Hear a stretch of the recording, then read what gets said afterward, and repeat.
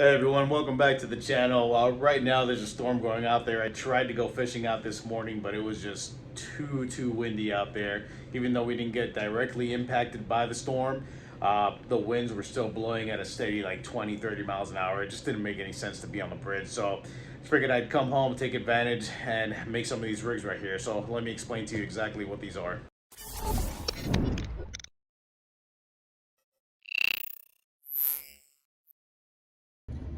Alright, so these things are called Ebing rigs. So what are Ebing rigs and where do they originate? So these things originally originated in Japan. I first came across them watching Ryan Morie's video. I'll go ahead and just link that somewhere on the screen here so you guys can check it out and get more of an in-depth explanation as to what it is. But pretty much what you do is you attach a jig or like a slow pitch jig to this swivel right here, right? Just drop it down to the bottom, right? And you're gonna start popping your fishing rod, and this thing is just gonna make an up and down movement. So while you're making that up and down movement, attached to this barrel swivel right here, it's gonna be a long leader along with a small grub like jig, a plastic, a paddle tail, something like that.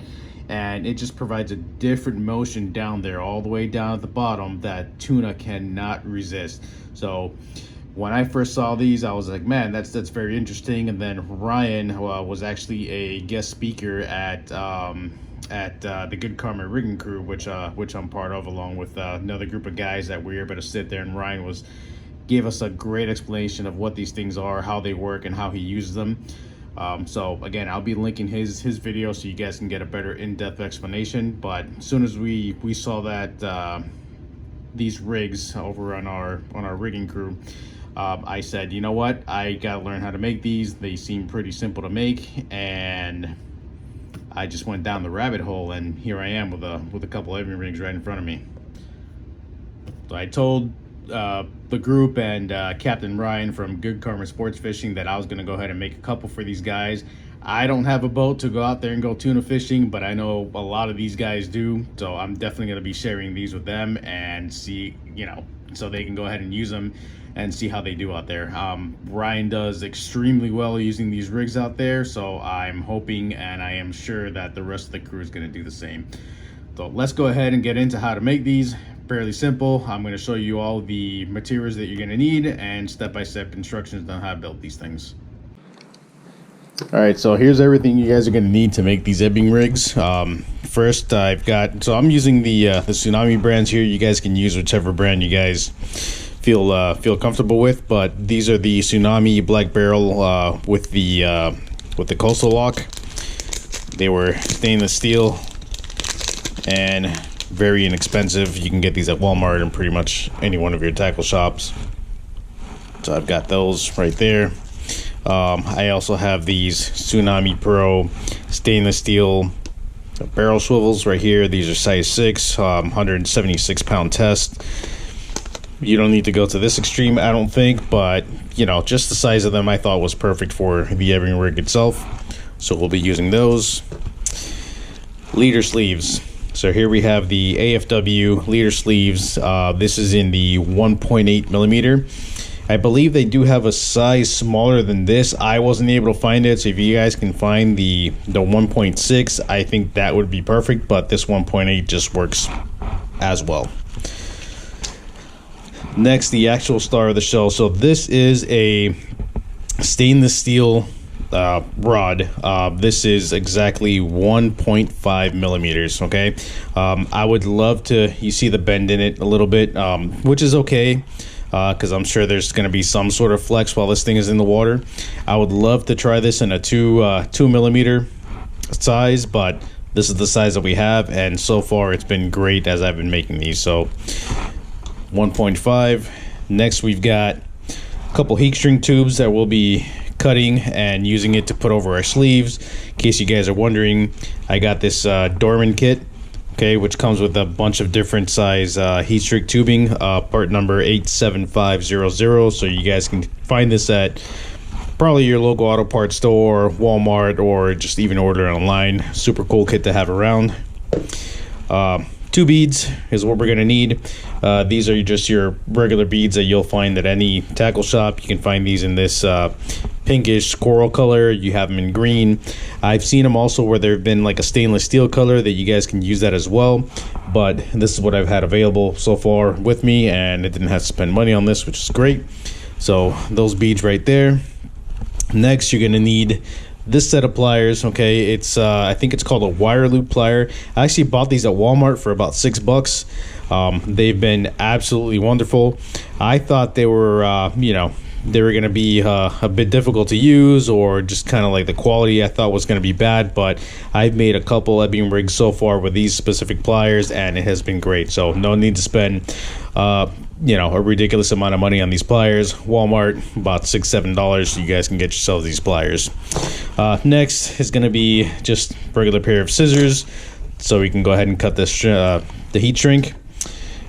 Pair of pliers, and we have some wire strippers. So the reason I'm using the wire strippers is because it has these right here to go ahead and crush the sleeves itself. This comes in very handy to crush the sleeves, so I definitely recommend some wire strippers just like this. So let's get into it.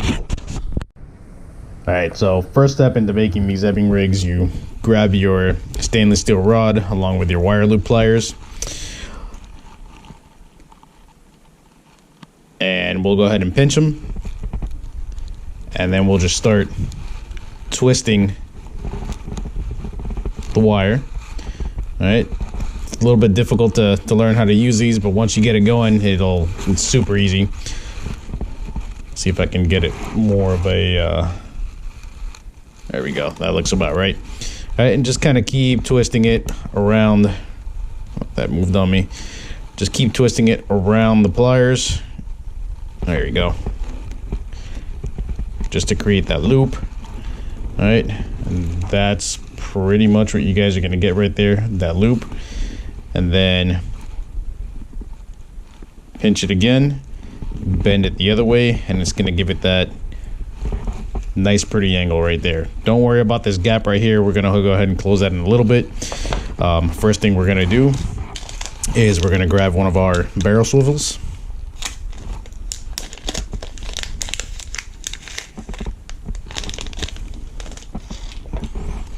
All right, put that through the loop right there. Great. Next thing we're going to do is we're going to grab our pliers. Now I'm using these specific pliers, the ones that have these teeth on them. Hope you can see that right there. They help in actually getting this loop closed. So put it right there in between those teeth. Give it a squeeze. Don't overdo it, because I did that and I kind of bent the wire a little bit too hard. So put a significant amount of pressure, but no need to put a bunch of it. Right, and it's gonna go ahead and close it. You're gonna still see a bit of a gap there, but don't worry about that. This is where the sleeves come in, right? So we'll get one of our sleeves.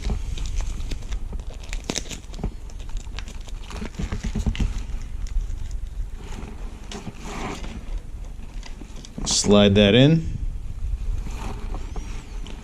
All right, and this is why I say don't worry about it, because the sleeve is actually going to sit right there where that gap is, and that swivel's not going anywhere. So we'll go ahead and get our wire strippers. We're going to put it right there.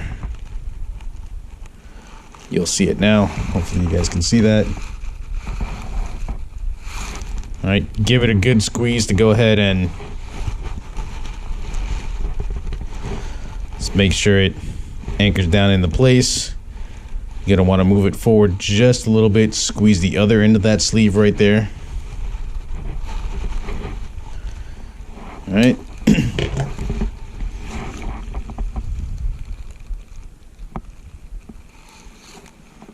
It's not going anywhere. Next thing what we're gonna do is we're gonna get our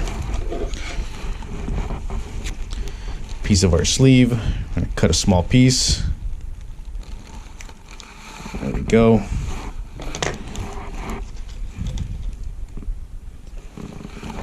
Slide that right above the sleeve, and then as you can see, you can even slide it right over. Hope you guys can see that. You see where that gap is right there? Slide it right over the gap. And again, no need to worry about that gap. This barrel swivel is not going anywhere. One thing I did forget to get was the lighter, so Let me go ahead and put a pause on this and go grab that lighter. All right, got our lighter, so we'll go ahead and melt that sleeve down right there. All right. And then once this, it's pretty sticky right now, but once it dries, it's gonna get super hard like a plastic, and that'll protect this barrel swivel from going anywhere right here. Next thing, you're gonna wanna grab another leader sleeve.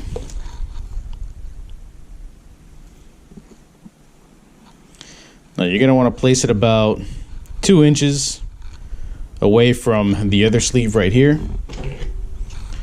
All right. And what we're going to want to do is crimp it down, so you'll do the same thing. Just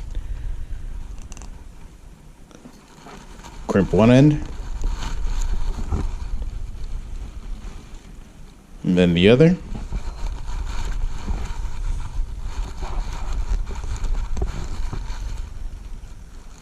Secure that down so it's not going anywhere.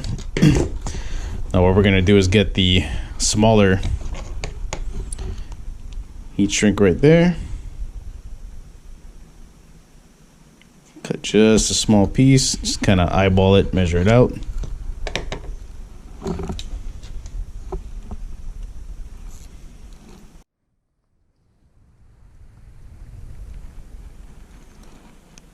Just like that, and we'll go ahead and melt that down too.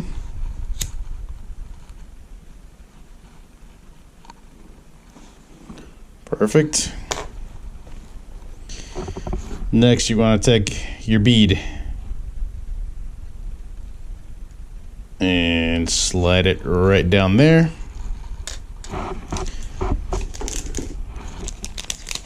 Go ahead and get the coastal lock.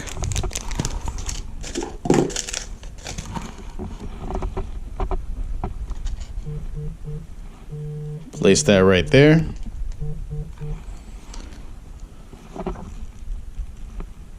Another bead, and we will get one more of these leader sleeves.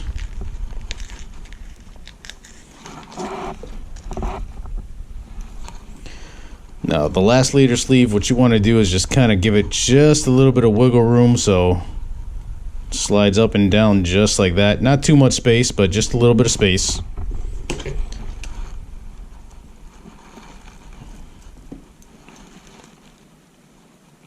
Go ahead and crimp that one down too. Right about there. Squeeze that down.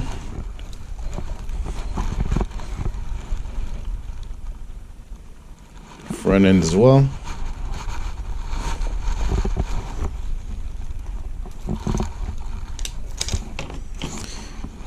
Grab another small piece of sleeve or heat shrink tube right there. Slide that on.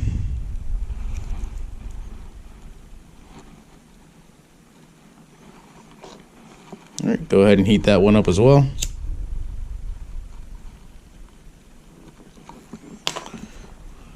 And then you're pretty much done with that part. Next part is fairly simple, guys. Just do not forget, okay? First thing what you're gonna want to do before we close the loop at the other end, another small piece of the heat shrink. Make sure you have that cut. Put it down this way. Grab one more of your sleeves.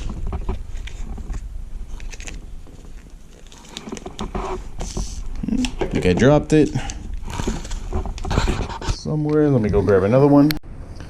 There it is. It was just sitting on top of the bag. I didn't see it. So go ahead and put your sleeve on there. All right, flip the other end. Now that you've got that on there, do the same thing you did with the very first loop. Just pinch it. Let's get this down here a little bit. Let me adjust my GoPro. There we go.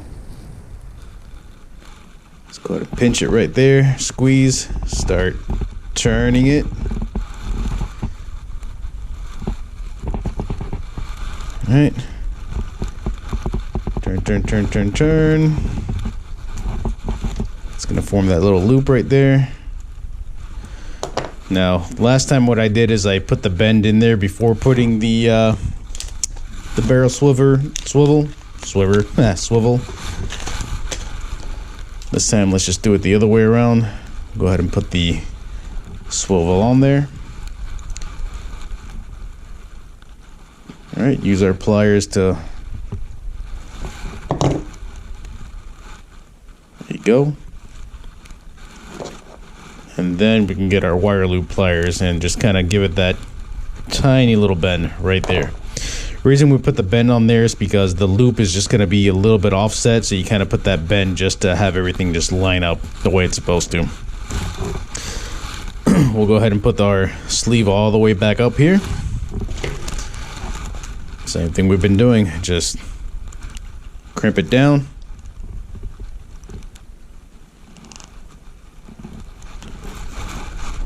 Give it a nice good squeeze on one end and the other.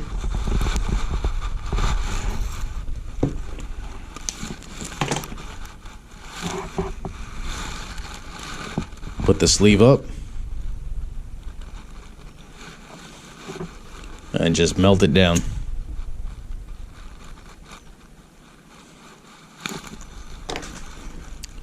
That's it right there. Ebing rig. Barrel swivel, the loop with our leader sleeve, and the heat shrink tubing right on top. Another sleeve with heat shrink tubing. Some of these beads, the coastal lock.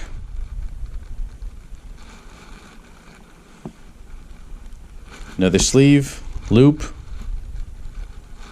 and barrel swivel right at the end. I hope you guys enjoyed that little how-to on how to build these Ebing rigs right there. Super fun to make, very easy to, very inexpensive as well. So if you guys want to try these Japanese jigs out, go ahead and just order some of the products and go ahead and make it yourselves. Again, it's just super fun to make, super easy, and no bigger satisfaction than catching a fish on something that you made. So hope you guys enjoyed the video. I'll go ahead and link all the products that I use down below, so you guys can go ahead and just kind of eyeball what the products are. You guys can get them from those links. They are not affiliate links, so feel free to get them from there. Or if you guys can source them anywhere else, go ahead and feel free to do so. I just want to provide those links to you so you guys know exactly the products that I was using to make these rigs. So again, thank you guys for watching. Don't forget to like and subscribe. As always, see you guys in the next one.